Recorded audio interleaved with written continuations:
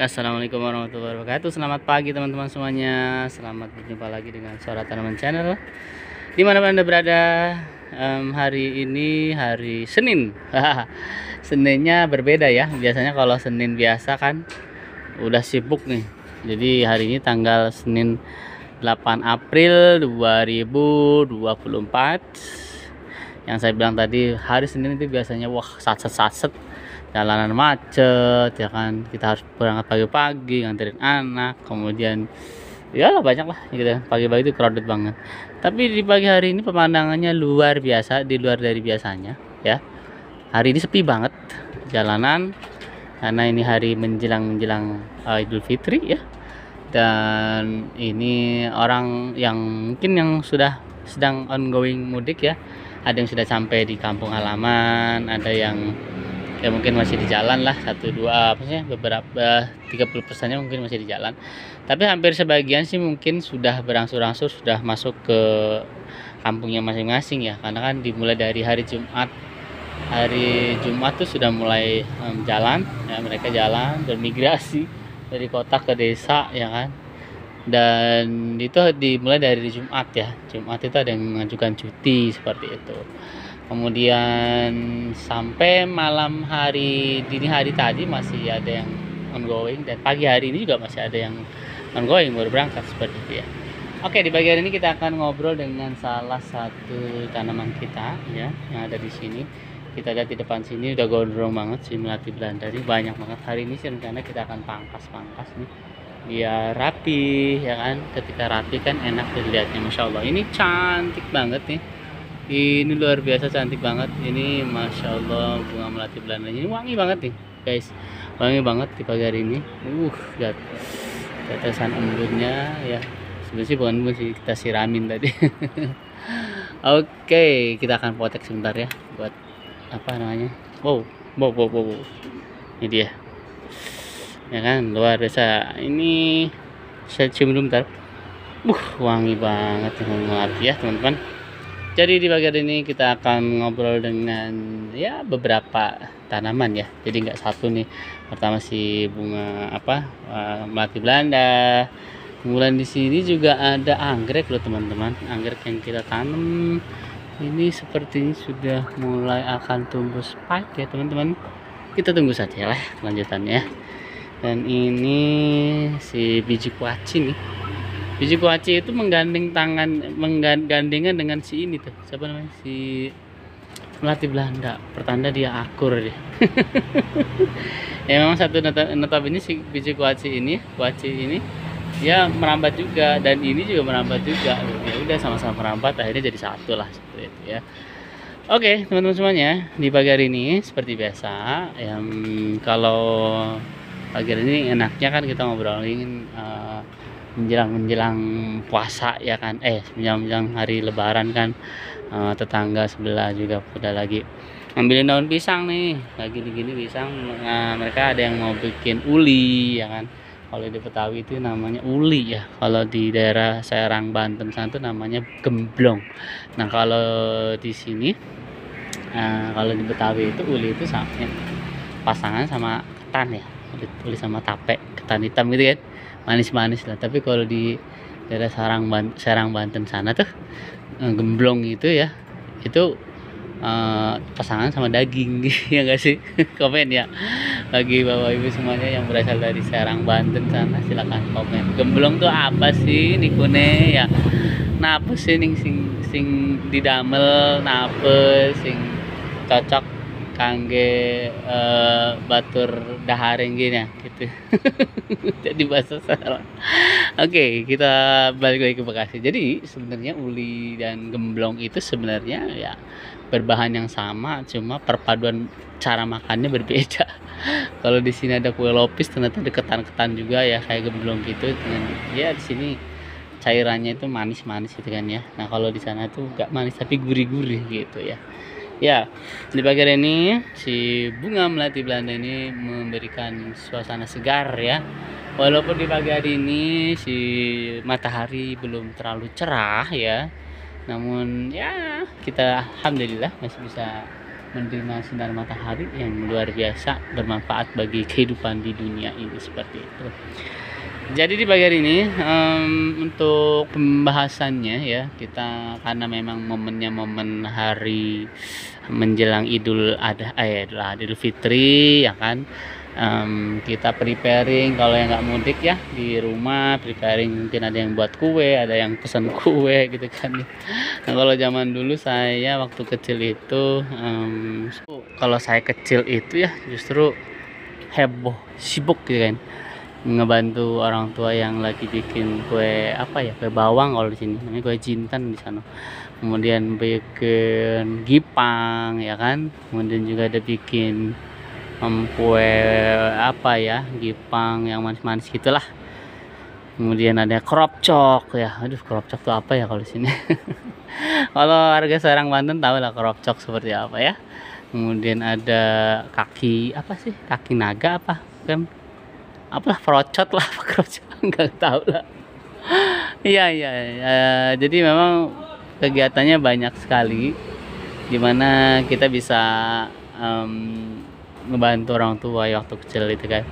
Kalau sekarang dunianya sudah berubah ya, jadi sekarang sudah mulai kegiatan masak-memasak menjelang Idul Fitri itu sudah berkurang ya, karena memang lebih banyak beli praktis ya. Jadi ya kalau zaman dulu kan belum ada marketplace, kemudian nggak ada yang online juga. Nah kalau sekarang kita mau makan aja tinggal pencet ya kan, kita mau beli ini itu tinggal pencet juga di handphone. Jadi memang semua serba cepat, serba instan, tapi memang diperlukan uang yang ekstra gitu kan ya, karena kan nggak mungkin mencet-mencet kalau nggak ada uangnya ya nggak keluar loh gitu ya.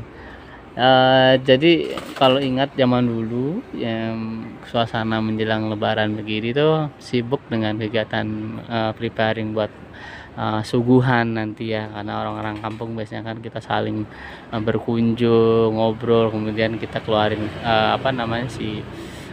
kue-kuenya ya kan. Itu kan jadi sebuah pemandangan yang enggak setiap hari, hanya di momen tertentu, salah satunya di momen lebaran gitu kan. Ngobrol, tertawa bareng, terus yang biasanya kalau misalkan ada itu ngasih ya uang THR gitu kan ya, ponak-ponakan, saudara, di tetangga dan seterusnya. Jadi memang momen itu yang berbagi di setiap manusia, setiap insan waktu itu. Jadi memang luar biasa ya, ke nuansa kebatinannya, nuansa keakrabannya lebih terasa ya kalau di kampung-kampung. Tapi kalau misalkan kita compare di daerah perkotaan, memang kan dari sisi kehidupan sudah individualistik ya, tidak terlalu berbau dengan masyarakat, sehingga ada kegiatan lebaran pun ya paling hanya berkunjung 1-2, itu pun keluarga inti dan besarnya saja biasanya. Kalau tetangga ya umumnya kita tidak terlalu mengenal dengan samping kanan samping kiri seperti itu ya. Nah kalau di kampung beda lagi, terlalu opennya, bahkan tetangga tuh sampai ikut makan dan seterusnya ya kan. Ini menandakan bahwa kultur dari setiap masyarakat di perkotaan dan pedesaan itu sangat berbeda seperti itu ya. Oke, di pagi hari ini, hari Senin ya, saya bilang tadi Senin itu biasanya kan sat-sat. Kalau sekarang lebih santai, lebih slowly ya kan, karena masih dalam kondisi puasa juga, jadi orang juga nggak terlalu banyak aktivitas di pagi hari, masih berlaya-laya. Ada yang mungkin beres-beres rumah, ada yang mungkin preparing buat nanti mudik mungkin ya, kalau ada yang belum mudik, karena ada yang sebagian mudik itu pas hari H. Ada, kami pun demikian. Biasanya kalau mudik tuh habis sholat Id, habis sholat Idul Fitri ya kan, kadang kita bergegas gitu kan. Perjalanan so far nggak terlalu macet ya, hanya beberapa titik-titik atau spot-spot tertentu yang macet, itu pun tidak terlalu berimbas kepada efek perjalanan ya, karena memang ya masih hari H itu kan orang masih sibuk dengan kegiatan berlebaran di kampung ya kan, mengunjungi sanak saudara, ketemu ponakan, ketemu keluarga, mertua dan seterusnya lah, semuanya lah. Nah itu di jalanan masih nggak terlalu ramai ya. Makanya kita biasanya kalau kami pulang itu biasanya pas hari hanya seperti itu ya. Tahun ini sepertinya tidak mudik karena memang ada beberapa hal yang tidak mungkin untuk mudik juga seperti itu, tapi paling tidak esensi dari Lebaran itu sudah bisa kita melalui. Dari Lebaran itu merupakan sebuah puncak dari kegiatan aktivitas puasa, di mana kita puasa menahan diri selama 30 atau 29 hari penuh, dan tibalah kita menjadi seorang yang fitri kembali. Dengan berlebaran kita saling memaafkan sama manusia ya gitu, karena Allah sudah mengampuni ya harusnya kepada kita semuanya yang benar-benar kita menjalankan ibadah dengan khusyuk, dengan sesuai dengan rule-nya Allah ya, itu kan sudah sudah diampuni lah dosa dan seperti itu. Makanya di hari Idul Fitri kembali fitri, kembali suci kan gitu, seperti kita dilahirkan oleh ibu kita, jadi dalam keadaan suci. Bayi itu kan suci, jadi esensinya ketika kita menjalani ibadah puasa, menjauhi larangan dan menjalankan perintahnya, itu kan menjadi sebuah latihan ya kan, dan mudah-mudahan Allah berikan ampunan ya kan, sehingga di Idul Fitri kita kembali suci seperti itu kan. Dan ditambah bonus di Lailatul Qadar ya, di malam hari nanti kalau nggak salah malam ke-29, artinya ini the last night ya, hari malam terakhir untuk mendapatkan kesempatan Lailatul Qadar. Mudah-mudahan Allah berikan yang terbaik buat kita semuanya ya gitu ya. Jadi sekali lagi di pagi hari ini kita ngobrolnya sama si melati Belanda ya. Ini dia bunganya, saya ambil, saya cium-cium tadi soalnya enak banget, seger gitu kan.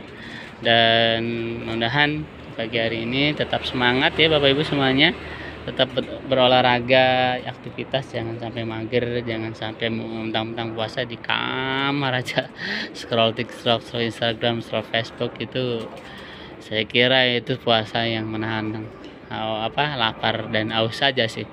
Mendingan kita lebih banyak aktivitas yang bermanfaat, misalkan berkebun lah, atau membersihkan pekarangan lah, atau mungkin membuat ketupat lah gitu kan, atau mungkin ya apalah ini ting. Jadi sebenarnya banyak sekali yang lebih bermanfaat ketimbang kita megang handphone seharian, dan efeknya juga nggak bagus, karena handphone itu kalau terlalu banyak juga informasi yang banyak juga otak kita cepat jenuh, cepat pusing, cepat bosan seperti itu ya. Dibanding dari manfaatnya, mudaratnya lebih banyak, percaya sama saya. Jadi handphone itu bukan berarti tidak boleh, tapi ada batasan, ada limit dari penggunaannya, karena semakin kita pegang handphone semakin gak jelas arahnya kemana. Kita bisa ngomongin orang, kita bisa ya melihat yang enggak dan seterusnya, jadi gibah semua. Jadi itulah timbul dari handphone yang berseliweran konten-kontennya di media sosial. Makanya hati-hati buat para ibu, ayah, bunda, dan anak-anak terutama. Kita harus tetap jaga anak-anak untuk bisa mengakses konten-konten yang normal, yang sewajarnya, yang tidak membuat otak mereka jadi terdistorsi dengan berbagai macam konten-konten yang kurang baik dan tidak mendidik seperti itu. Begitupun dengan kita sebagai orang tua juga sama, itu kan perlihatkan kepada anak-anak kita bahwasanya kita tidak tergantung sama gadget gitu kan. Jadi artinya kita harus kegiatan di luar, yaitu grounding ya kan, di alam dengan cara nyeker atau mungkin apalah kegiatan sih masih banyak ya. Kalau kita cek rumah itu mungkin ada sesuatu yang rusak, kita benerin, kita bisa jalan-jalan pakai kaki ya dengan kaki aja, nggak usah berenang kan, bisa berjalan di pekarangan rumah dan seterusnya. Masih banyak aktivitas yang sangat bermanfaat dan tidak selalu handphone seperti itu. Oke, terima kasih buat semuanya di pagi hari ini, dan bersama si bunga melati Belanda ini di hari Senin 8 April 2024. Selamat menjalankan ibadah puasa di hari-hari terakhir ini. Tetap optimalkan ibadah kita semuanya ya. Mudah-mudahan konten ini menghibur Anda semua dan menjadi pengingat bagi saya khususnya ya, dan mudah-mudahan bisa bermanfaat channel ini untuk semuanya. Assalamualaikum warahmatullahi wabarakatuh. Bye bye semuanya. Bye bye melati Belanda. Assalamualaikum.